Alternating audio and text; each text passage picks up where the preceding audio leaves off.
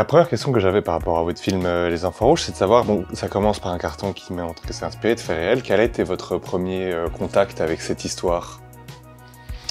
Alors, le premier contact a été sur les réseaux sociaux, un soir où un peu tous les Tunisiens avaient découvert cette histoire, puisque la famille, ou des, je ne sais plus exactement l'origine, je pense la famille ou des voisins, etc., avaient publié,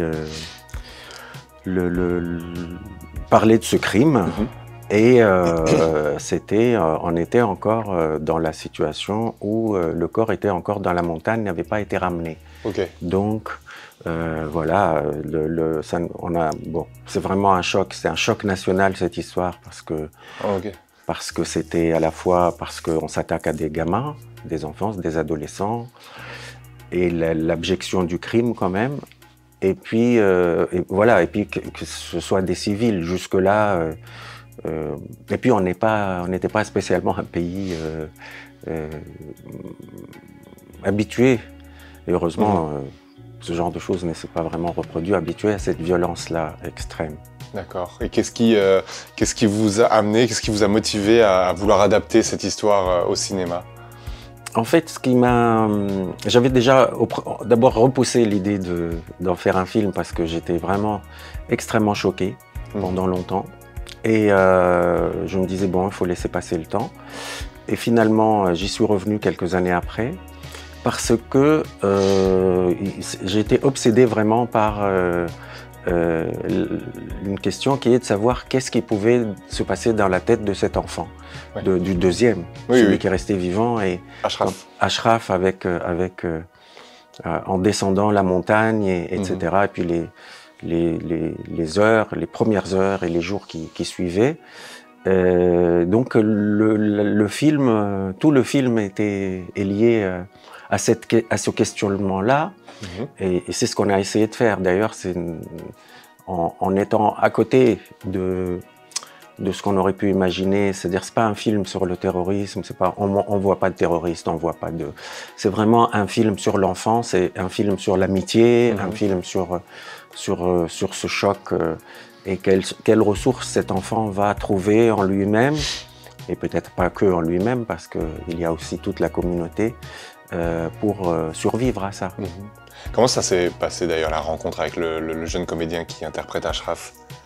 Alors, c'est une rencontre du troisième type. C'est une rencontre assez spéciale parce qu'en fait, j'ai fait un très très long casting. Et uniquement dans les régions rurales. C'est-à-dire je n'ai pas du tout rencontré d'adolescents dans le monde urbain, dans les grandes villes, etc. Et donc je travaillais avec des assistants et la consigne était qu'on aille, on a vraiment travaillé avec les collèges dans les ruraux, les chefs d'établissement, tout ça qui étaient vraiment super, qui nous ont beaucoup aidés. Et la consigne, c'était, première rencontre, on prend 5 minutes parce qu'il fallait faire vite, voir un maximum. Bon, 5 minutes, et puis il y a un des assistants qui m'appelle un soir, il me dit, écoute, comment ça se passe? Il me dit, ça va, c'est très bien, bonne journée, mais j'ai pas respecté les consignes parce que j'ai rencontré un gamin, il avait 12 ans et demi à ce moment-là. Il m'a dit, j'ai rencontré un gosse assez surprenant. Et j'ai laissé tourner, et en fait, après quand j'ai vu, j'étais à 40 minutes. Il a été à 40 minutes, pendant lesquelles il parlait avec ce gamin, qui est incroyable, qui était incroyable.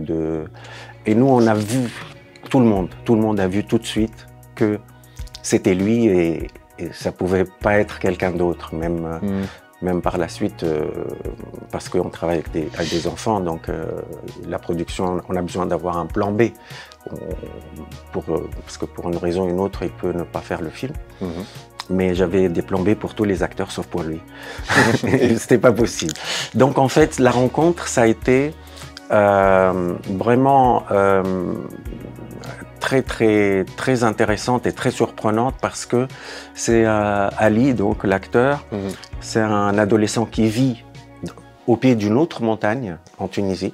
Il est exactement dans la situation. Mais je pense que c'est pas pour cette raison qu'il est bien dans le film. Mais il y a un background chez lui qui est quand même par hasard. Hein. Il vit dans des conditions très similaires. Il vit dans une région où il y avait des groupes djihadistes. À 12 ans, il a lui-même assisté à quelque chose dans la montagne, une mine qui a explosé, sa voisine, etc. Bon, d'un côté, il y a tout ça. Et d'un autre côté, c'est un garçon qui est vraiment un acteur, c'est-à-dire qui a une capacité à jouer, à interpréter, à mettre la distance nécessaire, à prendre les indications et à en faire sa propre interprétation. Il est incroyable parce qu'on se demande comment, à 14 ans, d'où ça peut venir, d'où il n'y a pas de formation, il n'y a pas... Comment on peut... Moi, c'est vraiment une question qui m'intrigue parce que j'ai beaucoup travaillé au théâtre, je travaillais avec beaucoup d'acteurs ou dans les films. Et j'ai été... il nous a posé cette problématique-là. Oui, cette énigme, comment ça s'acquiert en fait, comment on met être exactement à la bonne distance de l'interprétation, de l'incarnation, mais en même temps du recul pour pouvoir interpréter et en sortir sain et sauf aussi, parce que c'est un rôle difficile. Et du coup, j'avais demandé un peu quel accompagnement il avait été fait autour de lui par rapport aux thématiques abordées, etc. Mais vous me dites que finalement, c'est très proche de ce que lui a vécu. Du coup, qu'est-ce qui lui a amené de son vécu dans l'histoire, ou en tout cas dans l'interprétation qu'il a décidé d'en faire? Lui, ce qu'il a amené, c'est une vraie évidence. C'est un rapport organique à la montagne, par exemple. Pas que lui, hein, même les autres acteurs aussi, beaucoup sont... ou Wided, que j'adore, qui fait la jeune fille, qui habite pas loin, hein, ils sont de la même région. Ce qu'ils ont amené, c'est une manière d'être organiquement, dans cette nature.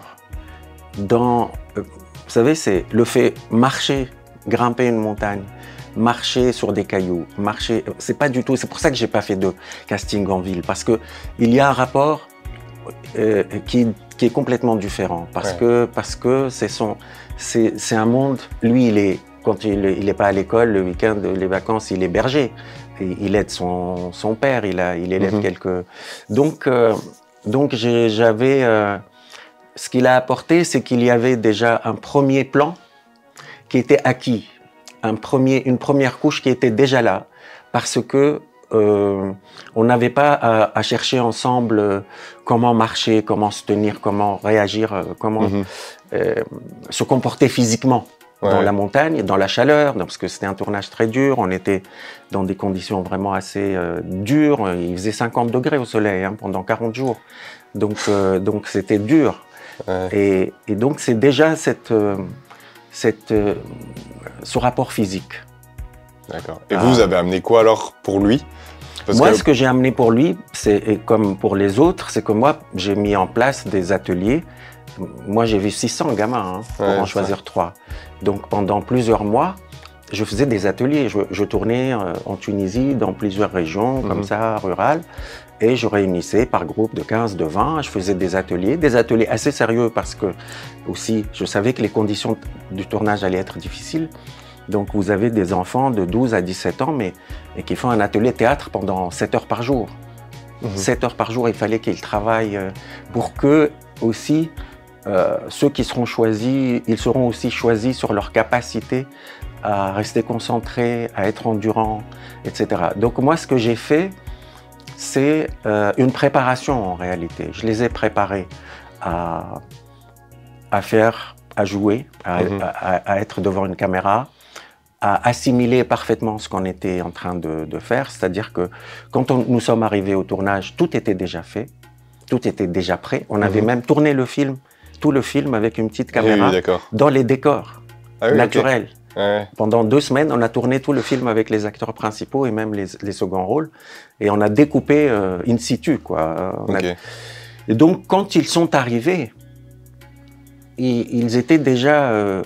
non seulement, bien sûr, ils connaissaient leur dialogue, ça c'était la base, mais tout était déjà assimilé. Et donc, on s'est tout de suite trouvé à travailler un peu un deuxième étage, troisième étage, quoi. Donc c'est ça, moi, ce que j'ai essayé de faire avec eux, c'est cette préparation pour qu'ils jouent, mais alors en oubliant complètement de jouer. Voilà.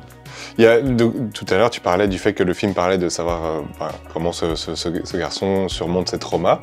Dans le film, ça apparaît par des petites touches... je sais pas si on peut dire que c'est un peu des touches fantastiques, parce que c'est un peu des apparitions. Pourquoi avoir choisi justement ce genre-là, de venir mettre une petite couche fantastique sur ce film?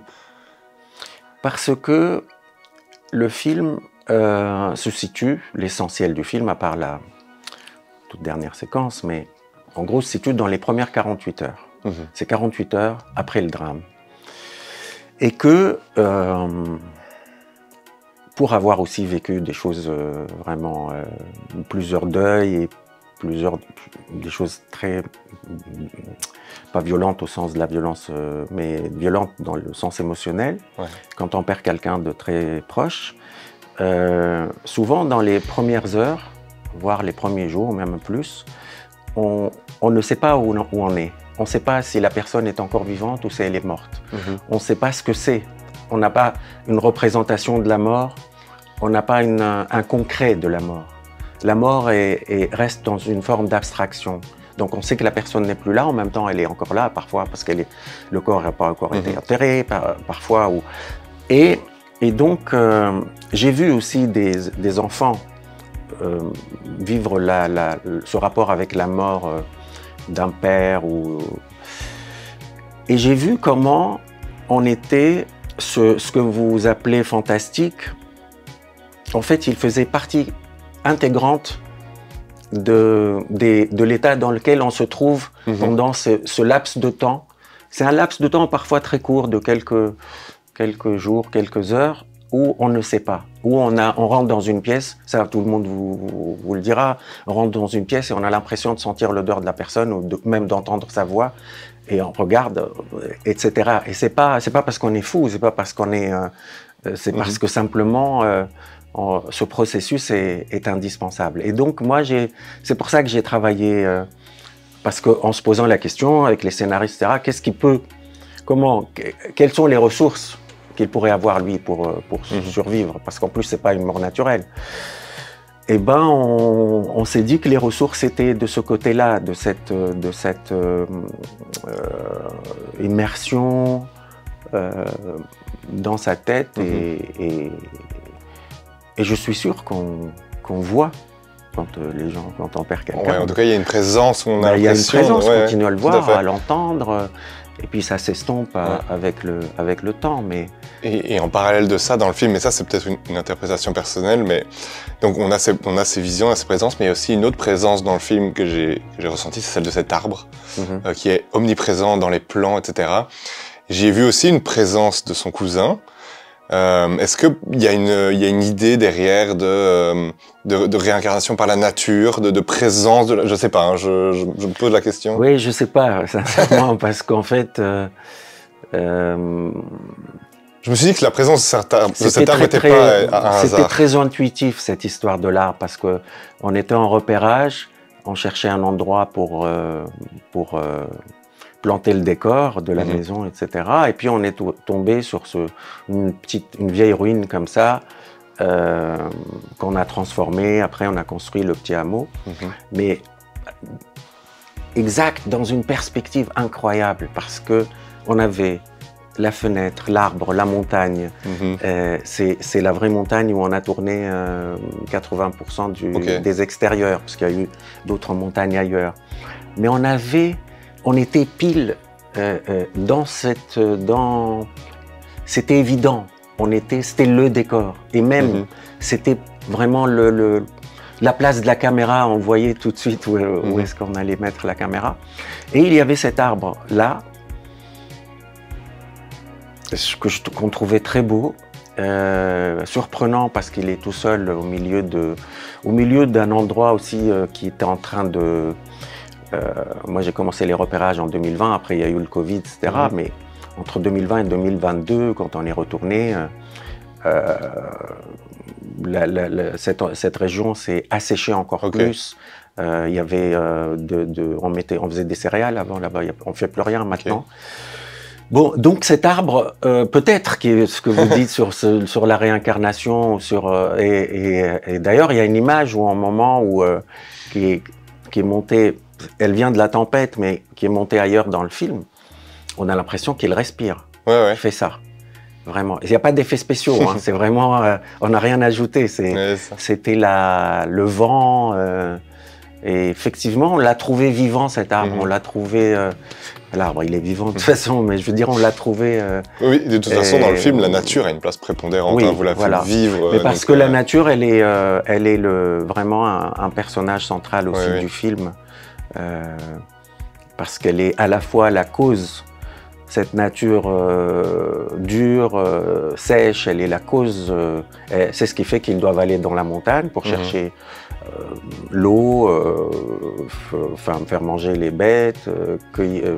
Souvent, c'est aussi une région où on ramasse du romarin, des choses comme ça pour le vendre. C'est aussi une ressource, la montagne, mais c'est aussi une malédiction parce que dans cette histoire. Oui, tout à fait. C'est là que le drame se produit. C'est ça. Oui. Si vous aimeriez que les spectateurs retiennent une chose à la sortie du film, ce serait quoi? Qu'est-ce que vous voulez leur transmettre?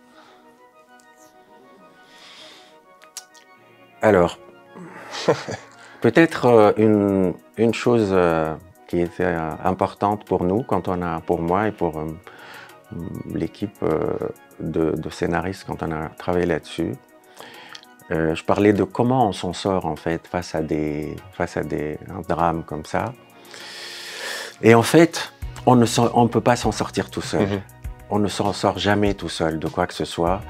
Et donc l'idée quand même derrière tout ça, c'est l'idée de la communauté aussi. C'est-à-dire que cet adolescent, il fait face avec les ressources qu'il a, mais c'est aussi parce que la communauté agit ensemble, solidairement, même s'il y a des frictions, c'est pas grave.